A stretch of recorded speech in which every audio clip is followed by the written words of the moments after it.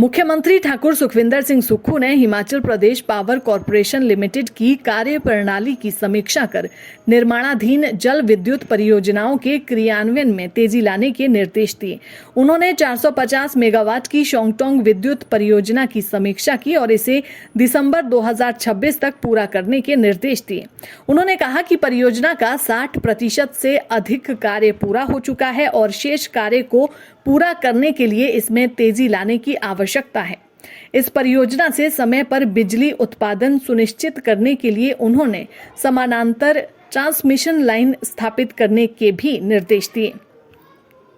मुख्यमंत्री ने पंप भंडारण परियोजनाओं की स्थापना पर बल दिया और निगम को प्रस्तावित 1630 मेगावाट की रेणुका जी पंप भंडारण परियोजना और 270 मेगावाट की थाना पलाऊ पंप भंडारण परियोजना पर जल्द से जल्द काम शुरू करने को कहा।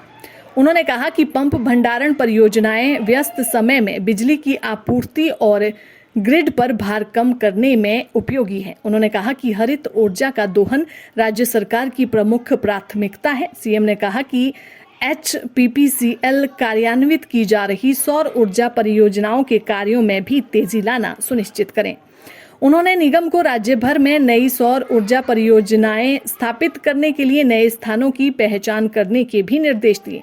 मुख्यमंत्री ने नालागढ़ में प्रस्तावित 1 मेगावाट हरित हाइड्रोजन संयंत्र की भी समीक्षा की और परियोजना को जून 2026 के अंत तक पूरा करने के निर्देश दिए।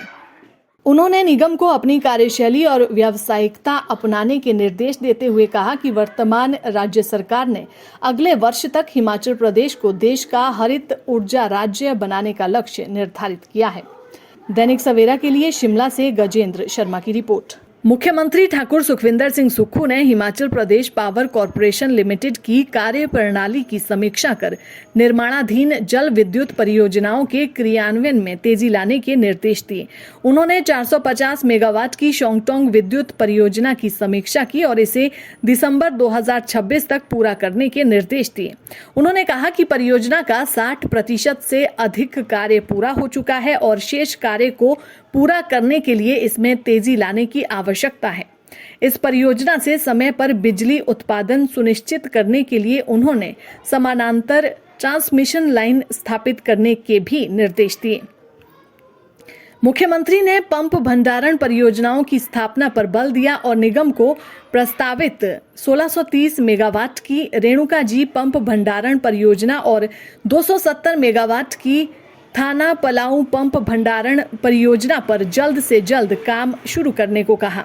उन्होंने कहा कि पंप भंडारण परियोजनाएं व्यस्त समय में बिजली की आपूर्ति और ग्रिड पर भार कम करने में उपयोगी है। उन्होंने कहा कि हरित ऊर्जा का दोहन राज्य सरकार की प्रमुख प्राथमिकता है। सीएम ने कहा कि HPPCL कार्यान्वित की जा रही सौर ऊर्जा परियोजनाओं के कार्यों में भी तेजी लाना सुनिश्चित करें। उन्होंने निगम को राज्य भर में नई सौर ऊर्जा परियोजनाएं स्थापित करने के लिए नए स्थानों की पहचान करने के भी निर्देश दिए। मुख्यमंत्री ने नालागढ़ में प्रस्तावित 1 मेगावाट हरित हाइड्रोजन संयंत्र की भी समीक्षा की और परियोजना को जून 2026 के अंत तक पूरा करने के निर्देश दिए।